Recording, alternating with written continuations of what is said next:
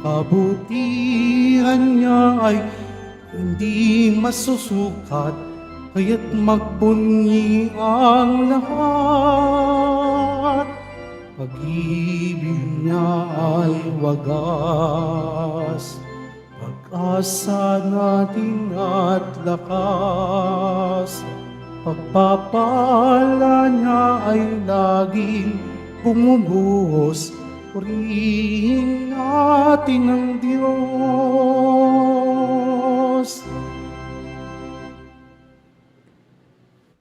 Sa ngalan ng Ama at ng Anak at ng Espiritu Santo, Amen. sumainyo ang Panginoon. At sumayo rin. Mga kapatid, aminin po natin ang ating mga kasalanan upang marapat tayong gumanap sa banal na pagdiriwang.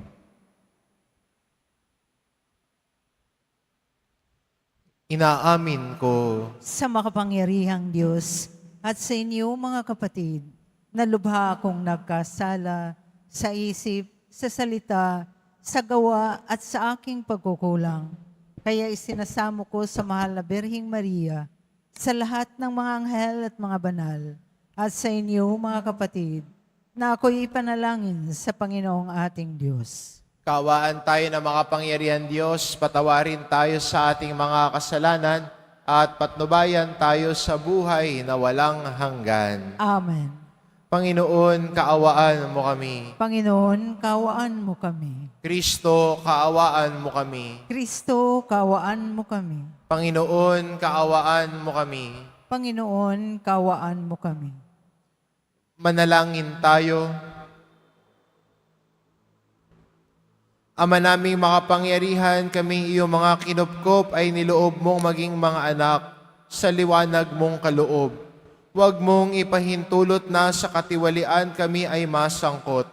Panatilihin mo kaming nagliliwanag sa iyong katapatang lubos na sumisikat. Sa pamamagitan ni Hesukristo, kasama ng Espiritu Santo, magpa sa walang hanggan. Amen. Magsiupo ang lahat. Pagbasa mula sa aklat ng Henesis. Si Abraham ay 100 taon nang ipanganak si Isaac. Lumaki si Isaac at nang ito'y awatin, naghanda ng malaki si Abraham. Minsan, si Ismael na anak ni Agar ay nakikipaglaro kay Isaac. Nang makita ito ni Sarah, sinabi niya kay Abraham, "Palayasin mo ang mag-inang iyan.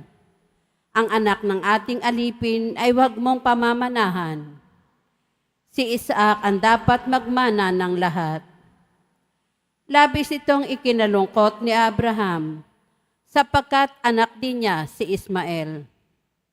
Ngunit sinabi ng Diyos kay Abraham, "Huwag kang mabahala tungkol sa mag-ina. Sundin mo ang gusto ni Sarah, sapagkat kay Isaac magmumula ang lahing sinabi ko sa iyo. Magkakaanak din ng marami ang anak mong iyan kay Agar, at sila'y magiging isang bansa, yamang anak mo rin si Ismael." Kinaumagahan, ang mag-inay ipinaghanda ni Abraham ng baong pagkain at inumin bago sila pinaalis. Isinama ni Agar ang kanyang anak at nagpagalagala siya sa ilang ng Berseba. Nang maubos ang dalang tubig, iniwan niya ang kanyang anak sa ilalim ng punong kahoy at naupo ng may 100 metro mula sa kinaroroonan ng bata. Wika niya sa sarili, "Di ko matitiis na makitang mamatay ang aking anak."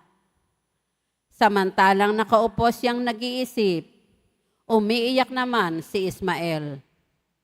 Ito'y narinig ng Diyos at nagsalita mula sa langit ang anghel ng Diyos, "Agar, anong bumabagabag sa iyo? Huwag kang matakot.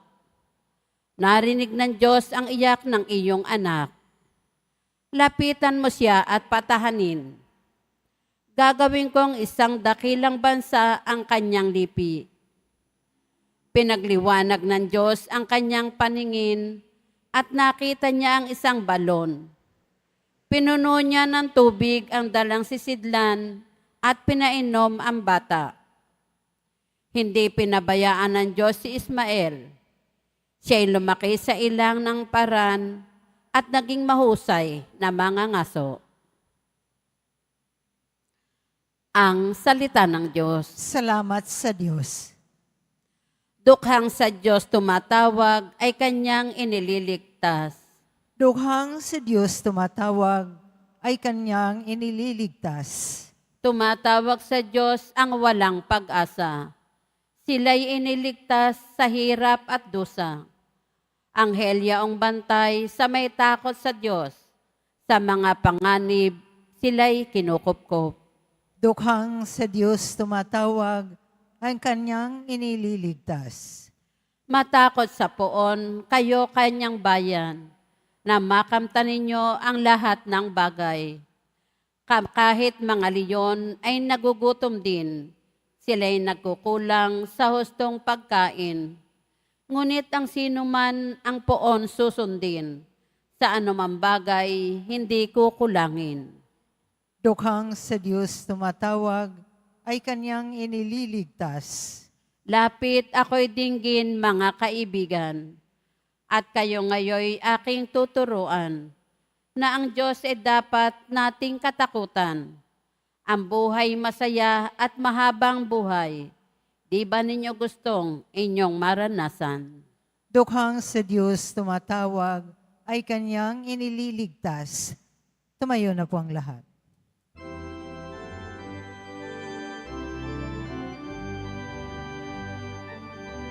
Hallelujah, Hallelujah, Hallelujah, Hallelujah.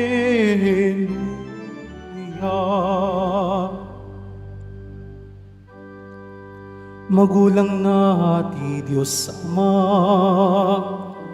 anak ng salita niya, tayong mga ninguna. Hallelujah, Hallelujah, Hallelujah, Hallelujah.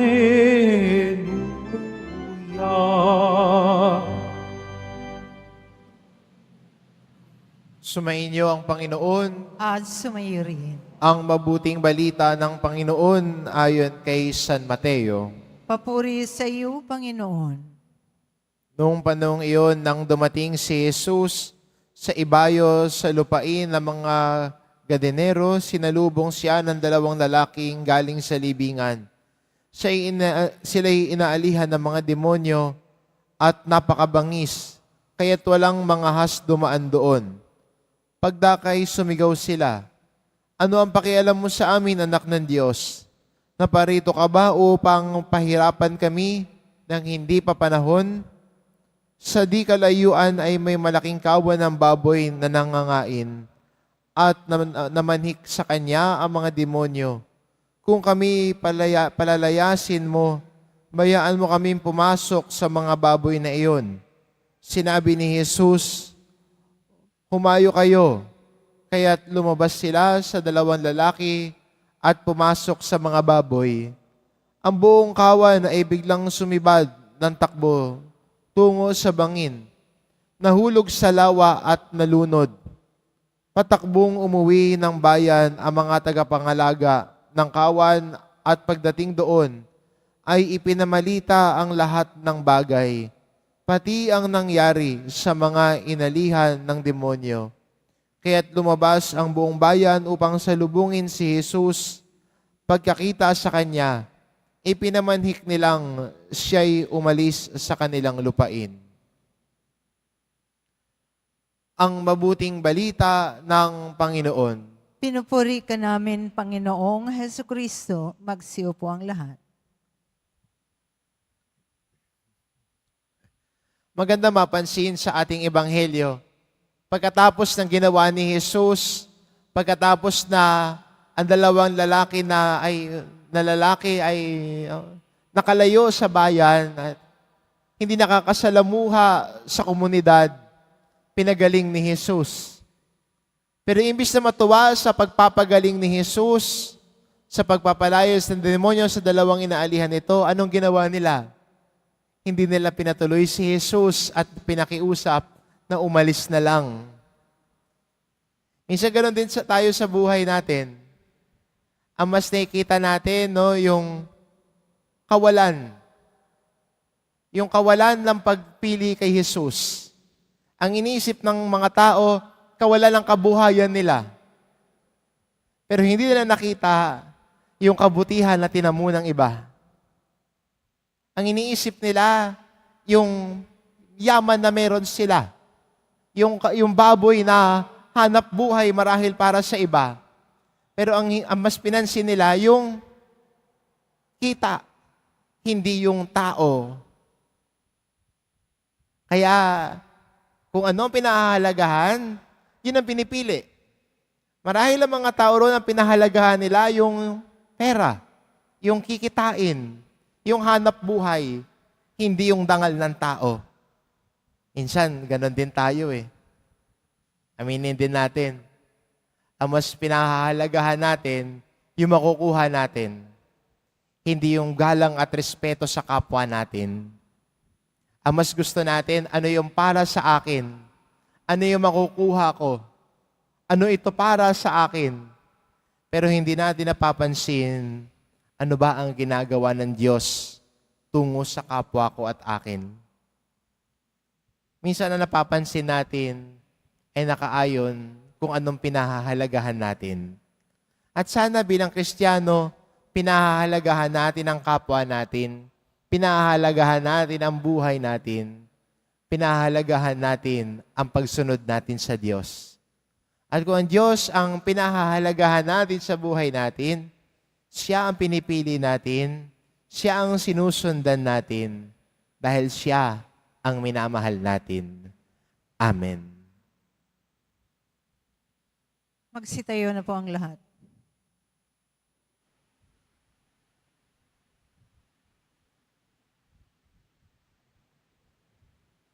Minamahal ko mga kapatid, sa pamamagitan ng Ebanghelyo, nagsalita si Kristo ng may walang hanggang kapangyarihan at kumikilos ng may kapangyarihang nagpapagaling. Sa pamamagitan niya, manalangin tayo ng may pananalig. Makapangyarihang Ama, iunat mo sa amin ang iyong kamay. Makapangyarihang Ama, iunat mo sa amin ang iyong mga kamay. Ang simbahan sa pamamagitan ng kanyang mga pastol, naway maging tunay na lingkod ng pagpapagaling at pagkakasundo. Manalangin tayo. Makapangyarihang Ama, iunat mo sa amin ang iyong kamay. Ang mga opisyal ng gobyerno naway hindi madaig ng tukso ng kapangyarihan at kayamanan, bagkus makita nila ang kasamaan ng korupsyon sa pamumuno. Manalangin tayo. Makapangyarihang Ama, iunat mo sa amin ang iyong kamay. Ang maruming espiritu na nagkalat sa ating lipunan, naway mabuwag ng kalinisan at paggalang sa dangal ng tao. Manalangin tayo. Makapangyarihang Ama, iunat mo sa amin ang iyong kamay. Ang mga may sakit at nagdurusa, naway makita at madama ang mga mapagpagaling na presensya ng Diyos sa pamamagitan ng mga nag-aaruga sa kanila. Manalangin tayo.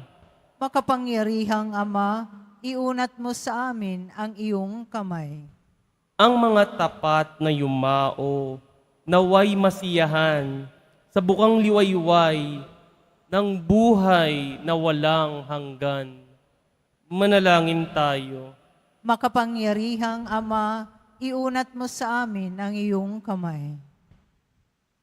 Makapangyarihang Ama, dinadala namin sa iyo ang aming mga pangangailangan at may pananalig na nagdarasal kami sa iyong tulong upang makalaya kami sa impluwensya ng kasamaan.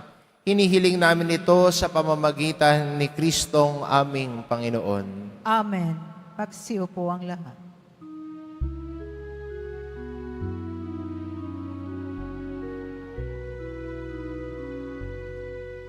Tanggapin ninyo, O Diyos namin, Ama, nakayanan naming alis sa iyo. Galing din po sa inyo, mga biyaya na ito, tinapay at alak mula sa aming ani. Inyo po nawa itong kaligaya. Kung mamarapatin po sina inyong gawin, katawan at dugo ng inyong anak, minamahal naming Jesus. Minamahal naming Jesus.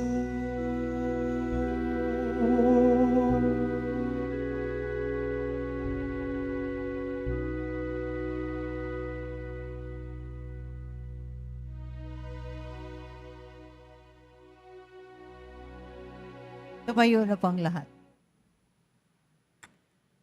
Manalangin kayo mga kapatid, upang ang paghahain natin ay kalugdan ng Diyos amang makapangyarihan. Tanggapin nawa ng Panginoon itong paghahain sa iyong mga kamay, sa kapurihan niya at karangalan sa ating kapakinabangan at sa buong sambayanan niyang banal. Ama naming lumikha, kami iyong pinagindapat gumanap sa pagdiriwang ng paghahain ng iyong pagliligtas. Ipagkaloob mong ang aming paglilingkod sa iyo ay gawing kalugod-lugod na mga alay na ito sa pamamagitan ni Hesukristo kasama ng Espiritu Santo, magpa sa walang hanggan. Amen. Sumainyo ang Panginoon. At sumayo rin. Itaas sa Diyos ang inyong puso at diwa. Itinaas na namin sa Panginoon. Pasalamatan natin ang Panginoong ating Diyos. Marapat na siya ay pasalamatan. Ama naming makapangyarihan, tunay ngang marapat na ikaw ay aming pasalamatan. Pinagbibigyan mong ito'y aming maihayag kahit na ito'y walang anumang maidaragdag. Sa kadakilaang sa iyo ay likas. Sa pagpupuri namin ang nakikinabang ay kami ring iyong pinakikiharapan. Sa pamamagitan ng iyong anak na minamahal, kaya kaisa ng mga anghel na nagsisiawit ng papuri sa iyo, nang walang humpay sa kalangitan, kami nagbubunyi sa iyong kadakilaan. Santo, Santo, Santo, Panginoong Diyos ng mga hukbo, napupuno ang langit at lupa ng kadakilaan mo, usana sa kaitaasan. Pinagpalang na paririto sa ngalan ng Panginoon, usana sa kaitaasan. Magsiluhod po ang lahat. Ama naming banal, ikaw ang bukal ng tanang kabanalan, kaya't sa pamamagitan ng iyong Espiritu, gawin mong banal ang kaloob na ito, upang para sa amin maging katawan at dugo ng aming Panginoong Hesukristo. Bago niya pinagtiis ang kusang loob na maging handog, hinawakan niya ang tinapay, pinasalamatan kanya, pinagati-hati niya iyon, iniabot sa kanyang mga alagad at sinabi, tanggapin ninyong lahat ito at kanin. Ito ang aking katawan na ihahandog para sa inyo.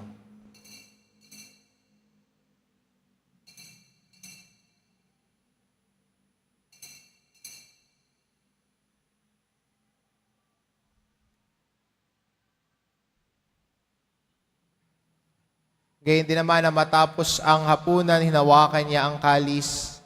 Muli kanyang pinasalamatan. Iniabot niya ang kalis sa kanyang mga alagad at sinabi, tanggapin ninyong lahat ito at inumin.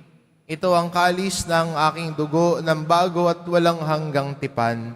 Ang aking dugo na ibubuhos para sa inyo at para sa lahat sa ikapagpapatawad ng mga kasalanan. Gawin ninyo ito sa pag-alala sa akin.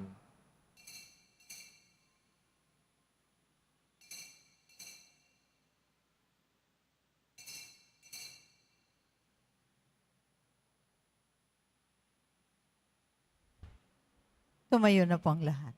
Ipagbunyi natin ang misteryo ng pananampalataya. Si Kristo'y namatay, si Kristo'y nabuhay, si Kristo'y babalik sa wakas ng panahon. Ama, ginagawa namin ngayon ang pag-alala sa pagkamatay at muling pagkabuhay ng iyong anak. Kaya't inaalay namin sa iyo ang tinapay na nagbibigay buhay at ang kalis na nagkakaloob ng kaligtasan. Kaming nagpapasalamat dahil kami iyong minarapat na tumayo sa harap mo para maglingkod sa iyo. Sinasamo namin kaming magsasalo-salo sa katawan at dugo ni Kristo ay mabuklod sa pagkakaisa sa pamamagitan ng Espiritu Santo. Ama, lingapin mo ang iyong simbahang laganap sa buong daigdig. Puspusin mo kami sa pag-ibig kaisa ni Leon na aming Papa at ni Jose na aming Obispo at ng Tanang Kaparian.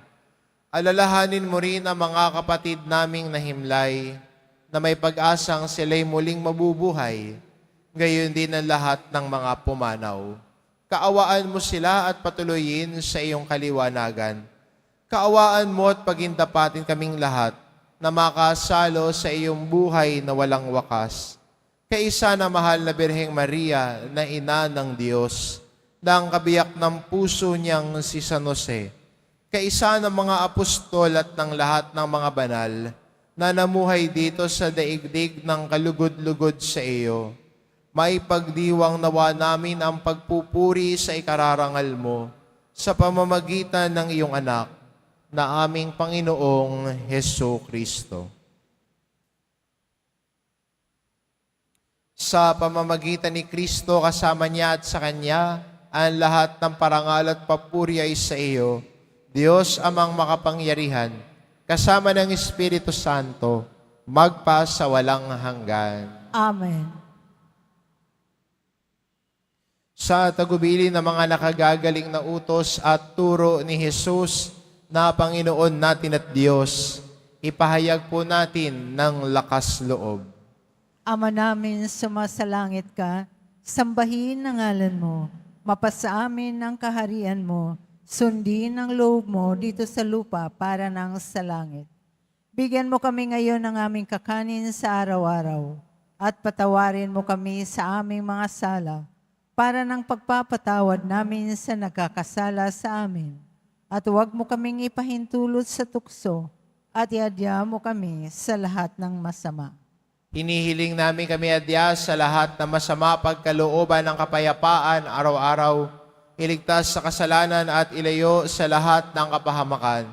Samantalang aming pinananabikan ang dakilang araw ng pagpapahayag ng tagapagligtas naming si Hesu Kristo. Sapagkat iyo ang kaharian at ang kapangyarihan at ang kapurihan magpakailanman. Amen. Panginoong Hesukristo, sinabi mo sa iyong mga apostol, kapayapaan ang iniiwan ko sa inyo, ang aking kapayapaan ang ibinibigay ko sa inyo. Tungayan mo ang aming pananampalataya at huwag ang aming pagkakasala. Pagkalooban mo kami ng kapayapaan at pagkakaisa, ayon sa iyong kalooban, kasama ng Espiritu Santo, magpa sa walang hanggan. Amen. Ang kapayapaan ng Panginoon ay laging sumainyo. At sumayo rin. Magbigayan kayo ng kapayapaan sa isa't isa. Kordero ng Diyos na nag-aalis ng mga kasalanan ng sanlibutan, maawa ka sa amin. Kordero ng Diyos na nag-aalis ng mga kasalanan ng sanlibutan, maawa ka sa amin. Kordero ng Diyos na nag-aalis ng mga kasalanan ng sanlibutan, ipagkaloob mo sa amin ang kapayapaan. Magsiluhod po ang lahat. Itong kordero ng Diyos, ito nag-aalis ng kasalanan ng sanlibutan. Mapalad ang mga inaanyayahan sa kanyang piging. Panginoon, hindi ako karapat-dapat na magpatuloy sa iyo. Ngunit sa isang salita mo lamang ay gagaling na ako.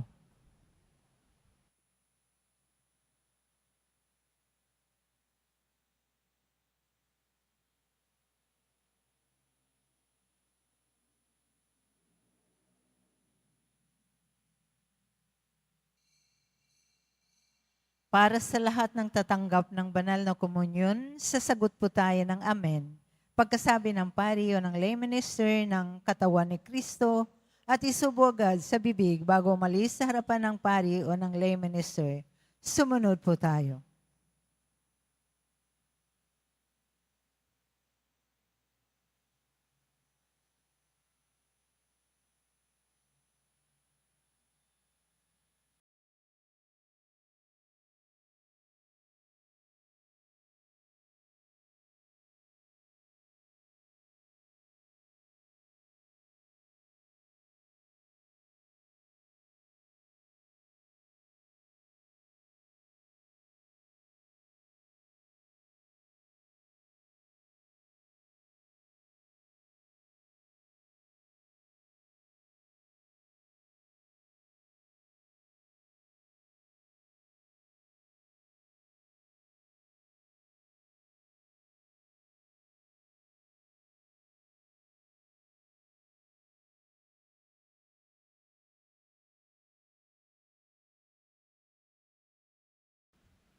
Manalangin tayo.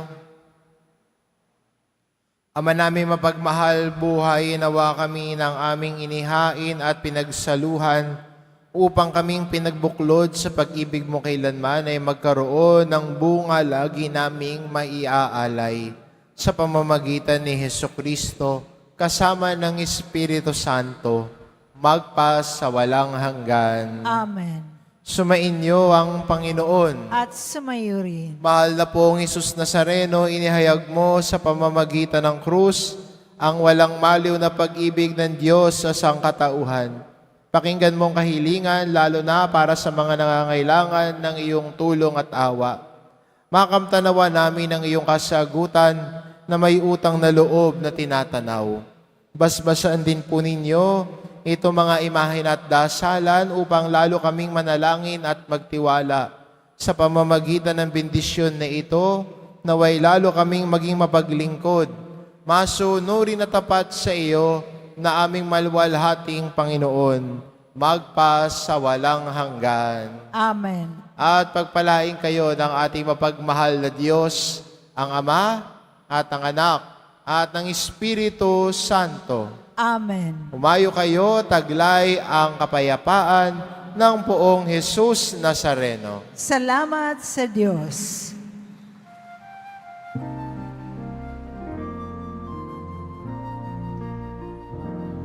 Nuestro Padre Jesus Nazareno, sinasamba ka namin, pinipinto ka namin, aral mo ang aming buhay at kaligtasan.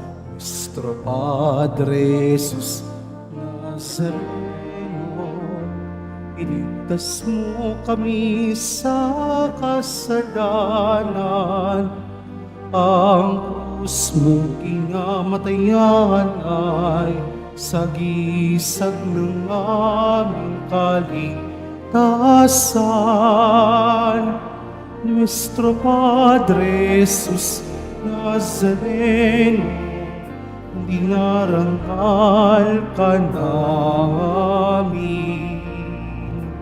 Nuestro Padre Jesus Nazareno, nilulwalhati ka namin. Nuestro Padre Jesus Nazareno, dinarangal ka namin. Nuestro Padre Jesus Nazareno, pinulwalhati ka namin.